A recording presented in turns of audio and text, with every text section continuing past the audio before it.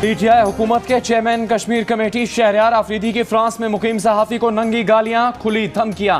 फ्रांसीसी सिफारती अमले और दोस्तों से कहा, अगर आपने इस सहाफ़ी को रगड़ा ना दिया तो मैं आपको नहीं छोड़ूंगा। सहाफ़ी यूनुस खान ने सवाल किया था कि दौरे फ्रांस में कश्मीर का मुकदमा किसके सामने पेश किया। शहरयार ने जवाब दिया, वो तो सरदर्द का इलाज करवाने पेरिस आए थे।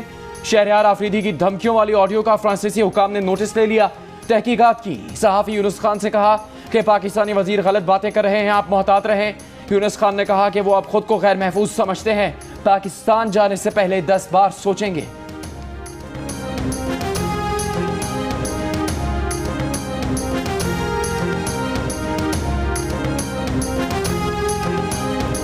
हमारे मिनिस्टर हैं और ये धमकियां देते हैं ये पाकिस्तान आएंगे तो हम इसको देख लेंगे। डर यही होता है कि अगर आप कभी पाकिस्तान जाना चाहे भी तो मैं बहुत एहतियात करूंगा और मैं 10 दफ़ा सोचूंगा, क्योंकि मैं अपने आप को वहाँ पर महफूज नहीं समझूंगा। दिन में 3 दफ़ा हमने कहा है कि नाश्ते के टाइम, खाने के टाइम, दोपहर के और रात के खाने के टाइम हम इस मरतबा हर रोज़ जो है वो दिन में 3 दफ़ा जो है वो गैस जो है उसकी सप्लाई को यकीनी बनाया जाएगा। अंडा फ्राई हो जाएगा ना जी इंशाल्लाह। अब तो अंडा भी फ्राई नहीं हो रहा। दवा की तरह दिन में सिर्फ 3 वक्त गैस फराहमी का वादा भी वफा नहीं हो रहा। कराची, लाहौर, रावलपिंडी, कोयटा, पेशावर, मुल्तान, फैसलाबाद और बहावलपुर समेत कई शहरों में जेलुन इंडस्ट्रीज की गैस बंदिश के बावजूद घरेलू सार्फिन को गैस नहीं मिल रही। कहीं गैस प्रेशर कम, कहीं गैस बिल्कुल ही गायब। अवाम फट पड़े, कहते हैं महंगाई में रोज रोज होटल से खाना कैसे खरीदें, सिलेंडर भी नहीं भरवा सकते। सस्ती गैस के आदी लोगों को अपनी आदतें बदलना होंगी। शहरों में सस्ती गैस दी जा रही है और इसका बोझ बाकी 78% आबादी उठा रही है। कुदरती गैस हर साल 9% कम हो रही है। चंद साल में गैस नहीं रहेगी। विफाकी वजीर फवाद चौधरी की काबीना इजलास के बाद ब्रीफिंग, कहा आलमी मंडी में तेल की कीमतें इतनी कम नहीं हुई कि यहाँ असरात आएं। दुआ करें कि तेल की कीमतें मजीद कम हों।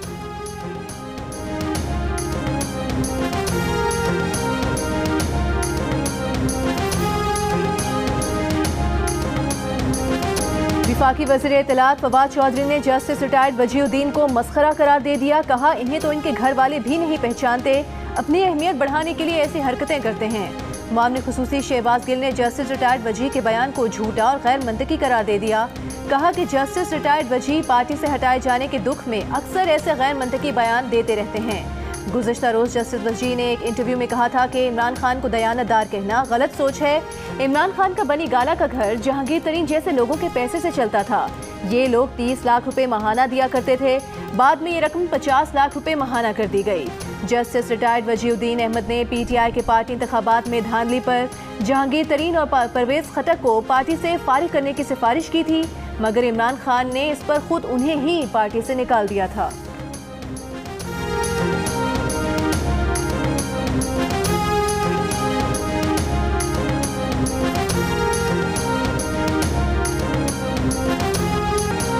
मुस्लिम लीग नून के रहनुमा शाहिद खाकान अब्बासी का कहना है कि जिस दिन हाथ उठ गया हुकूमत एक दिन नहीं ठहर सकेगी। हुकूमत बैसाखियों पर है, जिस दिन बैसाखियां हटेंगी उस दिन निज़ाम ठीक हो जाएगा। हुकूमत ने अवामी फलाह का एक काम नहीं किया। स्पीकर बल्दियाती इलेक्शन लड़ने वालों में पैसे तकसीम कर रहे हैं। चेयरमैन नायब और अदालतें बड़े बड़े स्कैंडल्स पर खामोश हैं। जो खुद काम नहीं करता दूसरों के काम का क्रेडिट लेता है। वो जरा कोई एक काम बताएं जो शुरू किया हो।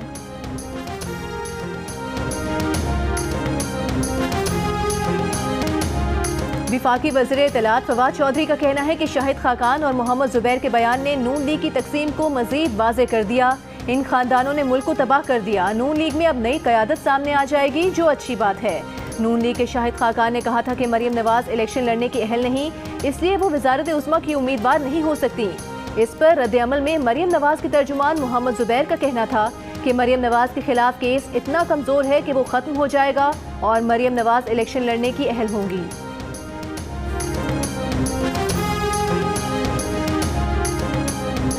लेकिन मियां नवाज शरीफ को जो है वो इंसाफ के वो स्टैंडर्ड्स नहीं मिले जो इमरान खान को अवेलेबल रहे पिछले 3-4 साल में। मियां नवाज शरीफ के लिए नया जूरिस्प्रूडेंस इन्वेंट किया गया।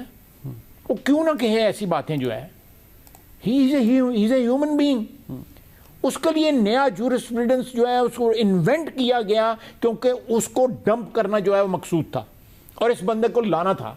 तो मैं तो फिर यही कहूँगा और चुप हो। मुस्लिम लीग नून के रहनुमा ख्वाजा आसिफ ने कहा है कि इनके ख्याल में आम इंतखाबात 2022 के अवाइल या वस्त में हो सकते हैं।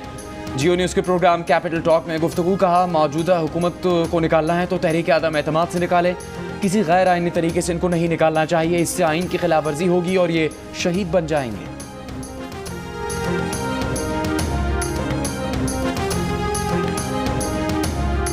वफाकी वज़ीर अली अमीन गंडापुर ने एक बार फिर मौलाना फजल रहमान को निशाने पर रख लिया। डेरा इस्माइल खान में गुज़श्ता शब कारकुनों से खिताब के दौरान कहा, जब मौलाना फजल रहमान मरियम नवाज के साथ बैठे होते हैं तो खुशी से बाछें खिल रही होती हैं। जहां भी धरना देना हो मौलाना को माल दें, उनकी गाड़ी में डीजल डालें और कराची इस्लामाबाद जहां भी धरना देना है वहां भेज दें।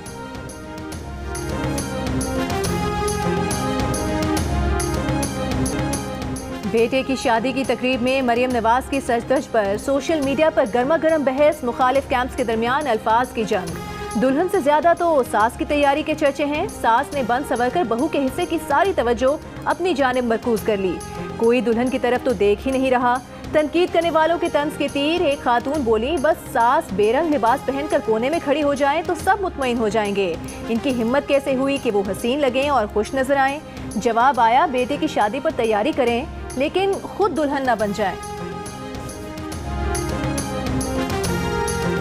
बिलावल भुट्टो को MQM पाकिस्तान और मुस्तफ़ा कमाल के जवाब। PSP के मुस्तफ़ा कमाल ने कहा, बिलावल जब आप धमकी देते हैं तो हंसी आ जाती है।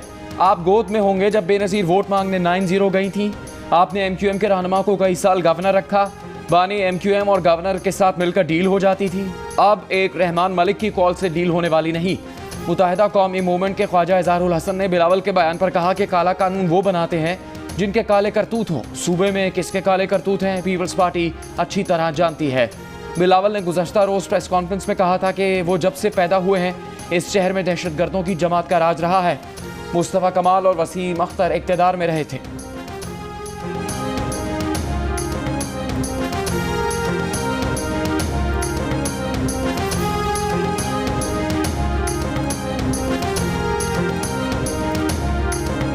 $8 अरब की मशकूक ट्रांजैक्शन के रेफरेंस में आसिफ जरदारी की बरियत की अपील पर समाअत। अदालत ने सवाल किया, नैब इनकम टैक्स डिक्लेरेशन के मामले में किस तरह पढ़ सकता है। इन मामलात पर अगर रेफरेंस बनता है तो पूरा पाकिस्तान यही कर रहा है। कानून के मुताबिक ना होने की वजह से नैब के सारे केसेस खराब हो जाते हैं। नैब प्रोसिक्यूटर ने कहा, यह मनी लॉन्ड्रिंग का केस है। वेल स्टेटमेंट इसका एक सबूत है। सुप्रीम कोर्ट के हुक्म पर रेफरेंस दायर किया गया। अदालत ने कहा कि नैब अपने इख्तियार से तजावुज़ किस तरह कर सकता है। नैब के पास ऑप्शन है कि केस FBR को भेज दे। वेल स्टेटमेंट के 53 मिलियन का मामला निकाल कर रेफरेंस बनता है तो आइंदा समाअत पर बताएं। मजीद समाअत 18 जनवरी तक मुलतवी।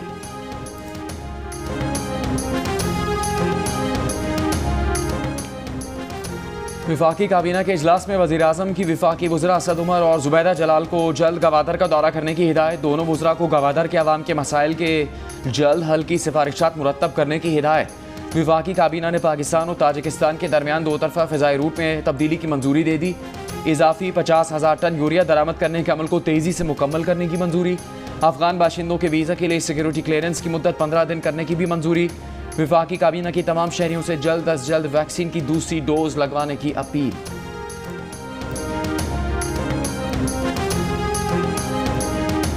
स्टेट बैंक ने शरह सूद में 1% इजाफा कर दिया। शरह सूद 8.75% से बढ़कर 9.75% हो गई।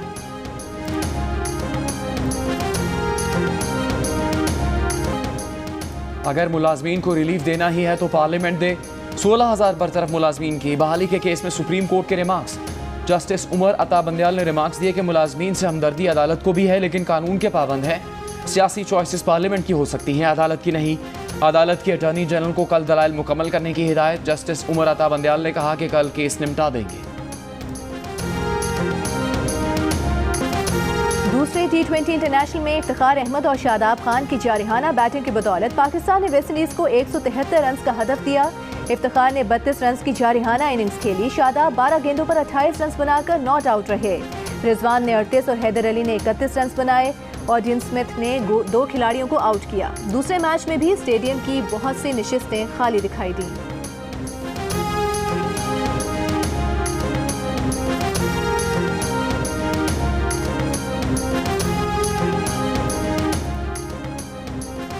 कराची के इलाके न्यू कराची में नौजवान लड़की को दिन दहाड़े छुरियों के वार करके कत्ल कर दिया गया। पुलिस हुकाम के मुताबिक 20 साल लड़की घर से ऑफिस के लिए निकली तो गली के कोने पर खड़े मुंतजिर शख्स ने छुरी से हमला कर दिया। जख्मी हालत में अस्पताल मुंतकिल किया गया लेकिन जानबर ना हो सकी। पुलिस ने मफरूर मुलजिम गजनफर के 2 भाइयों को हिरासत में ले लिया। पुलिस के मुताबिक मकतूल और मुलजिम के दरमियान 4 माह पहले एक बार कचरा फेंकने पर झगड़ा हुआ था। कत्ल की वजह अब तक सामने नहीं आ सकी। मुलजिम की तलाश जारी।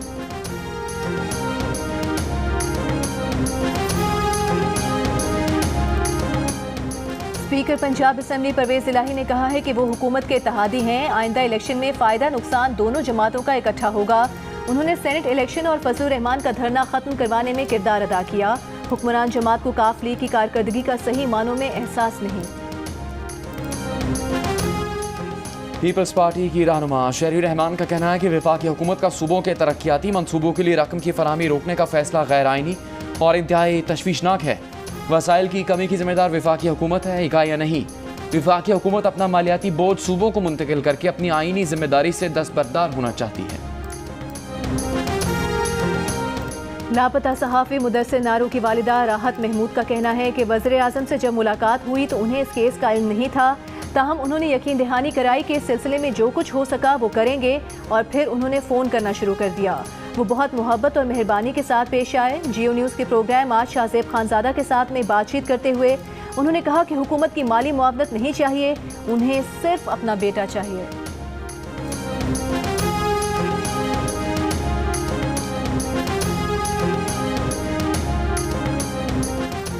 पाक ईरान सरहद पर सिक्योरिटी फोर्सेस की चेक पोस्ट पर दहशतगर्दों का हमला। ISPR के मुताबिक हमला 2 सेक्टर में किया गया जिसमें लांसनायक ज़हीर अहमद शहीद हो गए। सिक्योरिटी फोर्सेस की जवाबी कार्रवाई में दहशतगर्दों को नुकसान। ISPR के मुताबिक ऐसी कार्रवाइयों का मकसद बलूचिस्तान के अमन, इस्तेहकाम और तरक्की को मुतासर करना है।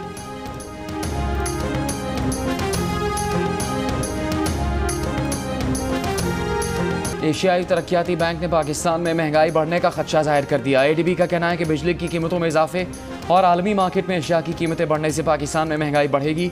जनूबी एशियाई ममालिक की शरह नमू का तखमीना सितंबर 2021 के मुकाबले में 8.8% से कम करके 8.6% कर दिया गया।